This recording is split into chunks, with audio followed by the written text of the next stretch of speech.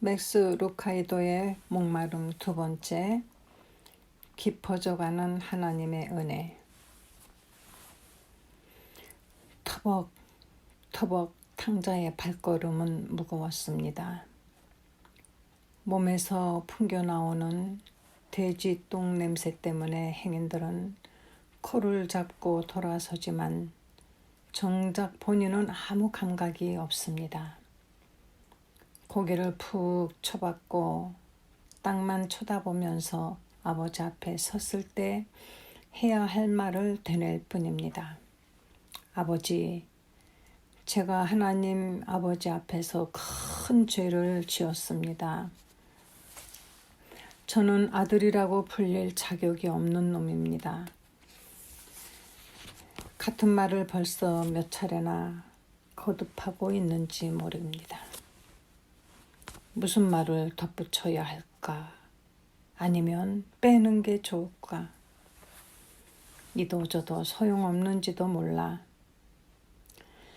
차라리 여태까지처럼 돼지나치며 살까? 탕자의 마음이 복잡합니다. 돈에 눈이 멀어서 아버지의 신뢰를 저버리고 가족의 이름을 더럽힌 몸이었습니다. 잔뜩 쉰 목소리, 두통, 여자, 문신. 지난 세월 동안 정말 흥청망청 살았습니다. 그런 터에 어떻게 용서를 바라겠습니까? 카드 빚을 청산해 달라는 얘기를 과연 꺼낼 수 있을까? 탕자는 무슨 말로 참의 뜻을 전할지 골몰이 생각하느라 멀리서부터 미친 듯이 달려오며 외쳐 부르는 아버지의 음성조차 듣지 못했습니다. 아버지는 온갖 오물로 엉망진창이 된 아들을 마치 개선 장군이 돼서 돌아오기라도 한 듯 꼭 껴안았습니다. 그리고 일꾼을 시켜서 당장 새 옷과 반지와 신발을 내오게 했습니다. 내 아들이 돼지치기 꼴을 하고 다닌 데서야 말이 되겠느냐? 어서 고기를 굽고 마실 것을 준비하거라. 잔치를 열어야 되겠다. 그런데 한편에서는 맏아들이 부르퉁해서 문간에 기대 있었습니다. 팔짱을 끼고 서서 중얼거립니다. 열심히 일한 나한테는 한 번도 잔치를 열어주지 않으시더니 아버지가 다독여보지만 이미 질투심에 사로잡힌 아들은 들으려 하지 않습니다. 발끈 화를 내며 외면합니다. 대가 없이 베푸는 아버지의 사랑을 불평하며 심히 언짢아 합니다. 그래서 어떻게 됐는지는 다 알고 계시죠? 너그러운 아버지와 동생을 미워한 맏아들 비유는 이미 읽어보셨겠지요? 아니라고요? 얼른 누가복음 15장 11절부터 32절을 살펴보세요. 하지만 그 다음 얘기는 모르실걸요. 잔치가 끝나고 탕자가 아버지 집에서 함께 지내게 된 다음 얘기 말입니다. 정말 재미있는 이야기는 여기부터입니다. 형은 아버지가 동생에게 줄줄이 은혜를 베푸는 것을 보다 못해서 찬물을 끼얹기로 했습니다. 아버지가 아우를 감싸기만 하시니 나라도 나서서 옳고 그른 걸 분명하게 가려주고야 말겠어. 형은 동생을 찾아가서 말합니다. 참 좋은 옷을 입었구나. 하지만 얼룩이 좀 거슬리는걸. 아버지가 벗으면 당장 가서 빨아 입으라고 호통을 치실 거야. 동생은 고개를 절레절레 흔들며 부인합니다. 하지만 다음 날 아버지를 만나자마자 얼른 자기 옷에 더러운 자국이 없나 재빨리 훑어봅니다. 며칠 뒤에 다시 만난 형은 반지를 물고 늘어집니다. 그렇게 진귀한 반지를 주시다니 너를 정말 사랑하시나 보다.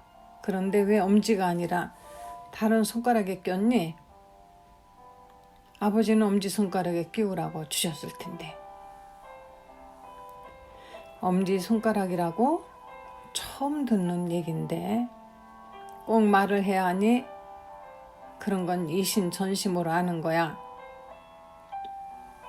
하지만 엄지손가락에는 맞지 않는단 말이야. 인생의 목표를 다시 점검해야 하는 건 아니니? 아버지를 기쁘시게 하는 게 중요하니? 내 한 몸 편한 게 중요하니? 자칭 영성 감독관은 이렇게 동생의 마음에 쐐기를 받고 물러갑니다. 맏아들의 간섭은 집요하게 계속됩니다. 태도는 싹싹하지만 말투가 워낙 신랄해서 아우는 먹은 밥이 다 얹힐 것 같습니다. 마치 탈세 여부를 조사하러 나온 세무서 직원을 만나는 느낌입니다. 어쩌면 신발끈을 그렇게 느슨하게 풀어헤치고 다닐 수가 있니? 아버지가 보시면 신발을 당장 되찾아 가실걸? 그럴 리가 없어. 이건 선물로 주신 신발이야. 안 그러실 거야. 안 그러실 텐데. 아니 어쩌면 그렇게 생각할 수도 있지. 정말 그러실까? 한때 탕자 노릇을 했던 게 항상 찔렸던 동생은 신발끈을 단단히 죄려고 허리를 굽힙니다. 불현듯 옷에 묻은 때가 눈에 띕니다. 털어내려고 옷깃을 잡았더니 이번에는 반지를 끼지 않은 엄지손가락이 보입니다. 바로 그때 아버지의 목소리가 들립니다. 얘야, 잘 있었니? 아우는 스스로 살펴봅니다. 때 묻은 옷을 입고 끈이 늘어진 신을 신고 엄지가 아니라 엉뚱한 손가락에 반지를 끼고 있습니다. 갑자기 두려움에 사로잡힌 동생은 아빠 죄송해요 라는 말만 흘리고 돌아서서 후다닥 달아나 버립니다. 지켜야 할 게 너무 많습니다. 옷은 언제나 얼룩 한 점 없이 하얗게 빨아 입어야 합니다. 반지는 늘 엄지손가락에 걸려 있어야 합니다. 신발은 단정하게 보이도록 끈을 죄어 신어야 합니다. 복잡한 규칙들을 일일이 다 지키자니 죽을 맛입니다. 선물을 잘 보관하는 일이 부담스럽습니다. 항상 아버지를 기쁘게 해드린다는 게 쉽지 않습니다. 그러다 보니 점점 그분의 시선을 피해 다니게 됩니다. 선물로 받은 옷도 벗어버립니다. 사시장철 깨끗하게 유지하기가 여간 까다로운 게 아니기 때문입니다. 심지어 좀 고생스럽긴 해도 돼지를 키우면서 대충 살던 그 시절이 그립기까지 합니다. 거기서는 나를 쫓아다니며 이래라 저래라 하는 사람이 없었는데 이것이 탕자 이야기의 속편입니다. 성경 어디에 그런 이야기가 나오냐고요? 내가 보는 성경 302쪽 갈라디아서에 있습니다. 당시 갈라디아 교회에는 율법주의자들이 맏아들 노릇을 하고 있었습니다. 그들의 속삭임을 듣고 수많은 교인들이 은혜를 만끽할 수 있는 길에서 벗어나 율법을 지키는 쪽으로 넘어가는 중이었습니다. 그들은 영적인 내시경으로 자신의 행위를 철저하게 살펴서 그 결과에 따라 희비가 교차하는 삶을 살고 있었습니다. 바울은 답답한 마음을 누르고 다시 한번 설명합니다. 그리스도의 은혜로 너희를 부르신 이를 이같이 속히 떠나 다른 복음 쫓는 것을 내가 이상히 여기노라. 다른 복음은 없나니 다만 어떤 사람들이 너희를 요란케 하여 그리스도의 복음을 변하려 함이라.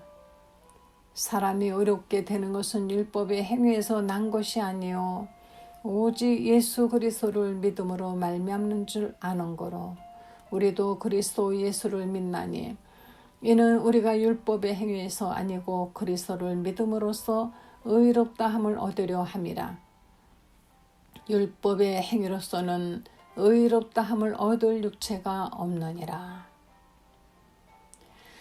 갈라디아서 1장 6절에서 7절, 2장 16절. 기쁨을 빼앗아가는 약탈자들은 로마 교회에도 스며들었습니다. 바울은 다시 한번 주의를 환기시킵니다. 이 일을 아니할지라도 경건치 아니한 자를 의롭다 하시는 이를 믿는 자에게는 그의 믿음을 의로 여기시나니. 로마서 4장 5절. 빌립보 교회 교인들도 똑같은 잘못을 범했습니다. 영적인 마다들은 반지를 엄지손가락에 끼우라고는 말하지 않았지만 구원을 얻으려면 할례를 받아야 한다고 주장했습니다. 심지어 선도교회라고 할 만한 예루살렘 교회마저 영적 차질 관리위원회의 완고하고 지루한 얘기에 귀가 솔깃했습니다. 율법주의자들은 유대인이 아닌 교인들에게 모세의 법대로 할례를 받지 아니하면 능히 구원을 얻지 못하리라고 가르쳤습니다. 모든 교회들이 은혜의 단절이라고 하는 똑같은 질병에 시달리고 있었습니다. 값없이 식탁에 앉도록 초대받았으면서도 어떻게 해서든지 밥값을 내겠다고 우깁니다. 구원의 대가로 이미 다 치르셨건만 할부로 갚아 나가기를 고집합니다. 하나님이 모터보트를 내주셨는데 기어이 직접 노를 줘 하늘나라에 들어갔겠다고 뻗댑니다. 이 병에 걸리면 은혜를 맛볼 수는 있지만 깊이 들이키지는 못합니다. 입술을 적실 뿐 갈증은 해결하지 못합니다.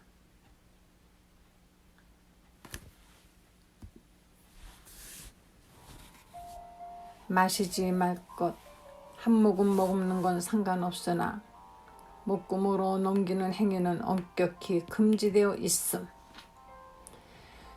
이런 경고문이 붙은 운물을 보신 적이 있습니까? 어불성설입니다. 목마를 때 물을 퍼마실 수 없다면 운물이 무슨 소용입니까? 깊이 빠져 만족할 수 없다면 은혜가 무슨 소용입니까? 자신의 모습을 살펴보십시오. 심령을 어떤 모습으로 묘사할 수 있습니까? 활짝 열린 소화전 앞에서 물을 뒤집어 쓴 채 웃고 뛰노는 아이의 형상입니까? 아니면 뿌리가 뽑힌 채 사막을 굴러다니는 가시덤불 모양입니까? 정확한 모습을 볼 수 있는 방법이 있습니다. 간단한 질문 하나만 던져봐도 금방 알 수 있습니다. 하나님의 은혜에 비치어 볼 때 나는 어떤 존재인가? 은혜를 기준으로 살펴보면 자신의 참모습이 선명하게 드러납니다. 긍휼에 풍성하신 하나님이 우리를 사랑하신 그 큰 사랑을 인하여 허물로 죽은 우리를 그리스도와 함께 살리셨고 또 함께 일으키사 그리스도 예수 안에서 함께 하늘에 앉히시니 이는 그리스도 예수 안에서 우리에게 자비하심으로써 그 은혜의 지극히 풍성함을 오는 여러 세대에 나타내려 하심이니라. 너희가 그 은혜를 인하여 믿음으로 말미암아 구원을 얻었나니 이것이 너희에게서 난 것이 아니요 하나님의 선물이라. 행위에서 난 것이 아니니 이는 누구든지 자랑치 못하게 함이니라. 에베소서 2장 4절에서 9절. 은혜가 말하는 우리의 모습을 정리해 봅시다. 우리는 영적으로 살아 있습니다. 그리스도와 함께 살리셨고 하나님 나라의 자리가 준비되어 있습니다. 하늘에 앉히시니 하나님과 긴밀하게 연결되어 있습니다. 그리스도 예수 안에서 함께 주님의 인자하심을 보여주는 샘플입니다. 그 은혜의 지극히 풍성함을 오는 여러 세대에 나타내려 하심이니라. 하나님의 사랑을 받는 자녀입니다. 구원을 얻었나니 이것이 하나님의 선물이라. 은혜의 눈으로 보면 스스로 달라 보입니다. 은혜에 깊이 잠기는 순간 세상의 꼬리표들이 달아나 버립니다. 조립 라인 위에 물품에 딱지를 붙이듯이 세상은 모든 사람에게 딱지를 붙입니다. 멍청함, 비생산적임, 일을 배우는 속도가 느림, 말이 빠름, 쉽게 체념함, 구도새 등등. 하지만 은혜가 깊이 스며들면 비판적인 꼬리표들이 따라 떨어져 나갑니다. 세상이 붙인 딱지가 자신의 참 모습이 아니라는 사실을 알게 됩니다. 하나님이 말씀하시는 모습이 자신의 실체라는 확신이 듭니다. 영적으로 살아있으며 하늘나라의 자리가 준비되어 있고 주님과 긴밀하게 연결되어 있으며 주님의 인자하심을 보여주는 샘플이자 하나님의 사랑을 받는 자녀임을 실감할 수 있습니다. 물론 세상이 달아주는 꼬리표가 모두 부정적인 것은 아닙니다. 잘생기고 명석하고 능력 있고 성공한 인물이라는 딱지가 붙을 수도 있습니다. 그러나 백악관 대통령 집무실에 앉는다 해도 그리스도 예수와 함께 하늘에 앉는 것과는 비교할 수 없습니다. 그리스도인은 은혜를 통해 새로운 이력서를 갖게 됩니다. 무비보셋만 하더라도 그렇습니다. 은혜가 그의 삶을 어떻게 바꿔놓는지 살펴봅시다. 사울 대신 왕이 된 뒤 다윗은 사울의 집에 오히려 남은 사람이 있느냐? 내가 요나단을 인하여 그 사람에게 은총을 베풀리라 라고 선포했습니다. 아시다시피 사울은 블레셋과의 싸움에서 전사했습니다. 갈등의 연기가 거치자마자 다윗은 사울의 후손들에게 자비를 베풀고 싶어 했습니다. 그때 사울의 종이었던 시바라는 인물이 중요한 정보를 제공합니다. 요나단의 아들 하나가 있는데 절뚝발인입니다. 이름이 무엇인지는 알지 못했습니다. 상대의 고통스러운 특징을 기억하고 있을 뿐입니다. 본문 앞부분을 읽어보면 무비보셋이 그토록 불행한 처지가 되게 된 전말을 볼 수 있습니다.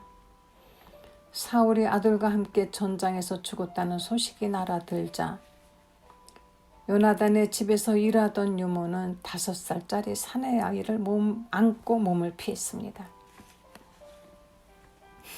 그런데 너무 서두르다 아기를 떨어뜨리고 말았습니다. 땅바닥에 떨어진 아이는 결국 두 발을 절게 됩니다. 그렇게 몸이 불편한 아이가 어디에 깃들 수 있었겠습니까? 걸을 수도 없습니다. 그러니 할 수 있는 일도 변변히 없습니다. 아버지와 할아버지는 모두 죽었습니다. 폐장의 손자에다가 몸마저 불편한 아이를 반기는 것은 어디에도 없었습니다. 로드발이라는 이름을 들어보셨습니까? 미국 어느 골짜기에 있는 매력적인 마을의 이름 같습니까? 텍사스주의 노트리, 오리건주의 위트, 인디아나주의 프렌치 리크처럼 말입니다. 로드발은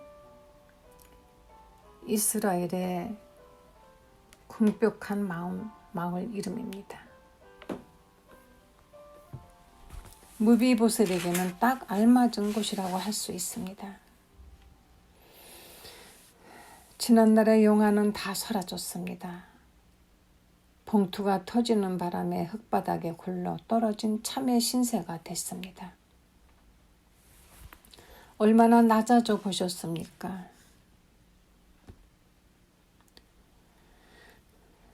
로드발 빈민가에서 삶을 마감할 정도로 추락해 보셨습니까? 로드발 거리가 낯설지 않으십니까? 바닥에 떨어져 본 경험이 있다면 익숙한 풍경일 겁니다. 합격자 명단에서 탈락해 보셨습니까? 남자에게 차였나요? 팀에서 밀려났나요? 고아원에서 쫓겨났다고요? 그래서 지금 절뚝거리며 걷고 있나요? 아무도 이름을 기억하지 않습니다. 그저 꼬리표를 볼 뿐이지요. 그 친구 알코올 중독자야. 그 과부 생각나? 암흑의 마을에 이혼한 여자 말이지. 아니 거기 말고 로드발 마을 얘기야. 다들 이런 딱지를 붙이고 삽니다. 하지만 동화 속 신데렐라 기적이 다시 일어났습니다. 궁궐에서 나온 사람이 로드발의 판잣집 문을 두드립니다. 번쩍거리는 차에 태우더니 왕이 사는 곳으로 데려갑니다. 이런 상황이면 누구나 최악의 경우를 상상할 겁니다. 감방 동료가 코나 골지 말았으면 하고 생각하기 십상입니다. 그런데 어찌된 심산인지 감옥으로 데려가지 않습니다. 도리어 왕이 식사하는 식탁으로 안내합니다. 식탁 위에는 이름이 적힌 명판이 놓여 있습니다. 무비보셋은 왕자 중 하나처럼 왕의 상에서 먹으니라. 찰스 스윈들 목사의 추억 같은 글 가운데도 개인적으로는 다윗이 궁전에서 무비보셋을 만나는 장면을 특히 좋아합니다. 금과 동으로 만든 장식들이 벽에서 번쩍거렸다. 널찍한 방들이 여럿 있는데 모두 고상한 나무 장식들로 마감되어 있었다. 다윗과 자녀들이 모두 저녁 식탁에 둘러 앉았다. 압살롬의 잘생긴 구릿빛 얼굴이 보였다. 아름다운 딸 다말도 거기 있었다. 종이 와서 식사 시작을 알렸다. 혹시 빠진 식구가 없는지 다윗이 방안을 훑어보았다. 아직 한 사람이 도착하지 않았다. 뚜벅뚜벅 칙칙 뚜벅뚜벅 칙칙 무거운 발걸음 소리가 점점 방으로 다가옵니다. 뚜벅뚜벅 칙칙 뚜벅뚜벅 칙칙 그러나 식탁에 다가서고 의자가 준비됩니다. 왕과 함께 식탁에 앉는 영광을 누리는 주인공은 몸이 불편한 무비보셋 바로 그였습니다. 테이블보가 내려와 그의 다리를 가립니다. 그제야 식사가 시작됩니다.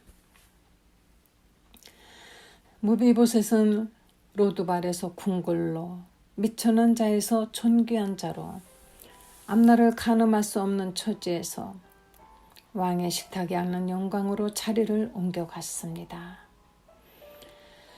그를 보고 있으면서 마치 우리 자신을 보는 것 같습니다. 무비보셋이야말로 크리스찬이 걷는 여정의 모델입니다.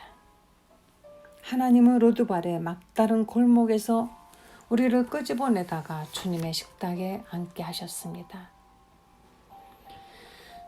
또 함께 일으키사 그리스도 예수 안에서 함께 하늘에 앉히시니 영혼의 갈피갈피의 말씀이 스며들게 하십시오. 메마른 사막에 바람이 불어오거든 누군가 지난날의 고통이 적힌 딱지를 붙이려 하거든 손을 내밀어 은혜의 잔을 드십시오. 생명의 물을 심령 깊은 곳까지 흘려보내십시오.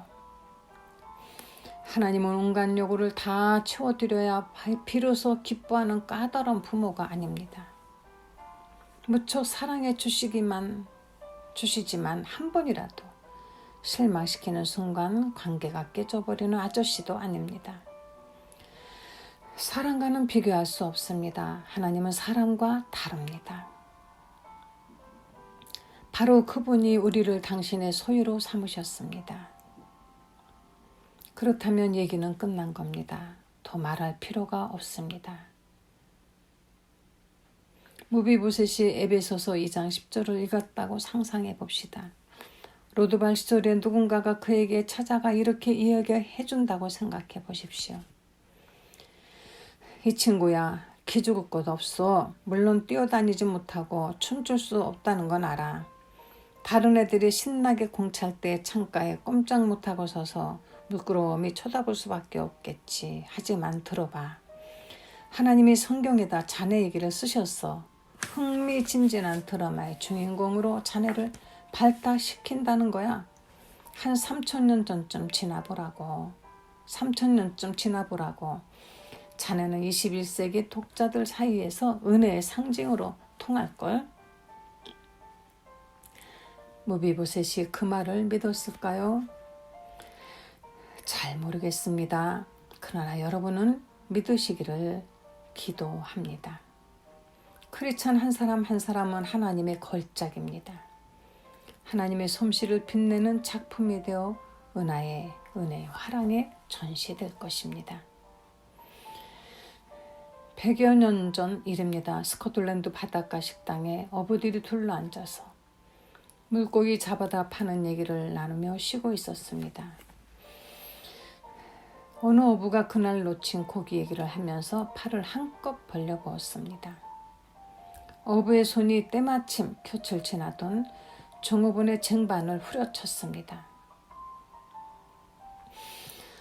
허공을 날아간 차 주전자는 벽에 부딪혀 산산조각이 나버렸습니다. 찬물이며 찌꺼기 들러 흰 벽이 금세 엉망이 됐습니다. 주인은 더러워진 벽을 보며 한숨만 쉽니다. 전체를 다시 칠해야겠어. 그때 한 신사가 나섰습니다. 그럴 필요가 없을지도 모릅니다. 저한테 맡겨보시겠습니까? 어차피 다시 칠할 벽이니 주인은 마음대로 해보라고 했습니다. 남자는 화구 상자를 열더니 연필, 붓, 물감 그릇, 기름 따위를 꺼내 놓았습니다. 그리고 찬물 자국 위로 쓱쓱 스케치를 하더니 얼룩을 이용하여 명암을 넣고 색깔을 입혔습니다. 점점 그림이 제 모습을 드러냈습니다. 큰 뿔을 가진 사슴 그림이었습니다. 남자는 그림에다 서명을 하고 밥값을 치른 뒤에 총총히 길을 떠났습니다. 신사는 야생동물 화가로 이름을 떨치던 에드윈 렌시오 경이었습니다. 화가의 손을 거치면서 실수는 걸작으로 변했습니다. 하나님의 손길이 닿는 순간 똑같은 일이 일어납니다. 하나님은 지저분한 삶의 얼룩들을 잘 연결해서 사랑의 표현으로 바꿔 놓으십니다. 삶 하나하나가 그분의 걸작품이 됩니다. 예수 안에서. 누가 여러분의 정체성을 결정합니까? 삶에 어떤 꼬리표가 달려 있습니까?